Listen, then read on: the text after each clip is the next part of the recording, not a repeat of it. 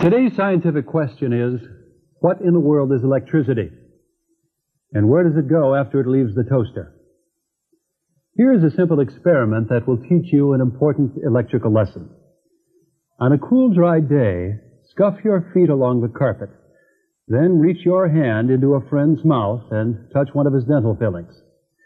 Did you notice how your friend twitched violently and cried out in pain? This teaches us that electricity can be a very powerful force, but we must never use it to hurt others, unless we need to learn an important electrical lesson. It also teaches us how an electrical circuit works. When you scuff your feet, you picked up batches of electrons, which are very small objects that carpet manufacturers weave into the carpet so that they will attract dirt. The electrons travel through your bloodstream and collect in your finger, where they form a spark that leaps to your friend's filling and then travel down to his feet and back into the carpet, thus completing the circuit. Amazing electronic fact.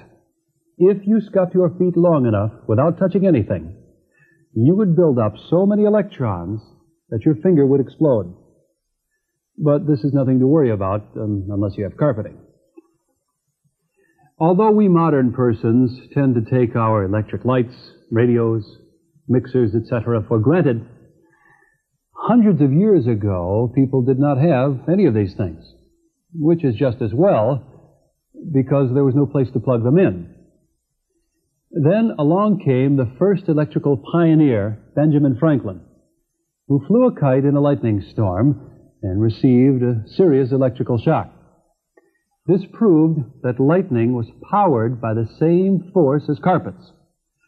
But it also damaged Franklin's brain so severely that he started speaking only in incomprehensible maxims, such as, "A penny saved is a penny earned."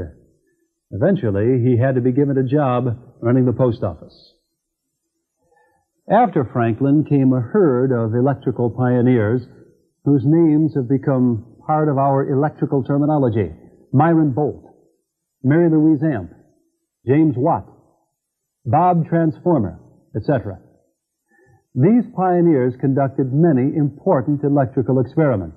Among them, Galvani discovered, this is the truth, that when he attached two different kinds of metal to the leg of a frog, an electrical current developed, and the frog's leg kicked, even though it was no longer attached to the frog, which was dead anyway. Galvani's discovery led to enormous advances in the field of amphibian medicine. Today, skilled veterinary surgeons can take a frog that has been seriously injured or killed, implant pieces of metal into its muscles, and watch it hop back into the pond, where it sinks like a stone. But the greatest electrical pioneer of them all was Thomas Edison, who was a brilliant inventor, despite the fact that he had little formal education and lived in New Jersey.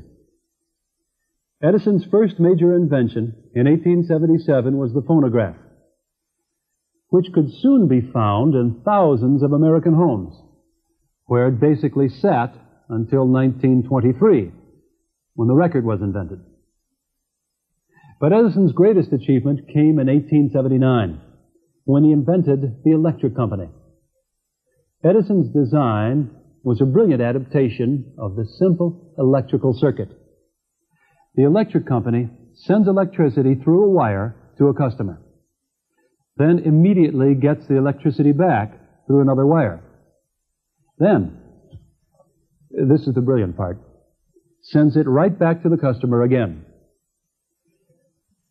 This means that an electric company can sell a customer the same batch of electricity thousands of times a day and never get caught, since very few customers take the time to examine their electricity closely. In fact, the last year any new electricity was generated was 1937.